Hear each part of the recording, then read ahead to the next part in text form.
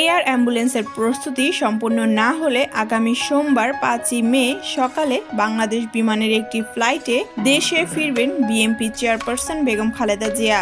সফর সঙ্গী হিসেবে থাকবেন তার 2 পুত্রবধূ সহ মোট 7 জন। বিষয়টি নিশ্চিত করেছেন বিএনপি মহাসচিব মির্জা ফখরুল ইসলাম আলমগীর। খালেদা জিয়ার সঙ্গে দীর্ঘ 17 বছর পর দেশে ফিরবেন বিএনপির ভারপ্রাপ্ত চেয়ারম্যান তারেক রহমানের স্ত্রী চিকিৎসক জুবাইদা রহমান। 2008 সালের 11 সেপ্টেম্বর তারেক রহমানের সঙ্গে যুক্তরাষ্ট্রে পাড়ি জমানোর পর এই প্রথমবারের মতো দেশে ফিরছেন তিনি।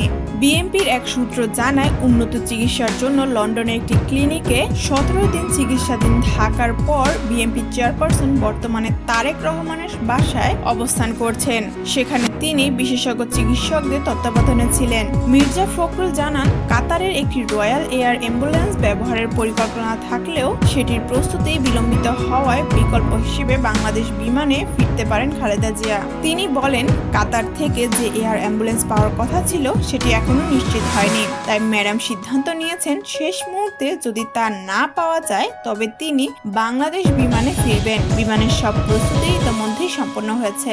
বিএনপি নেত্রী দেশে পৌঁছানোর সম্ভাব্য সময় 5ই মে সকাল 11টা।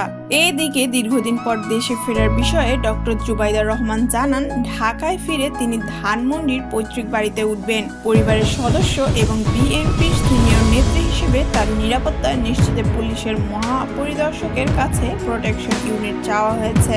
The breaking brief, Dhaka.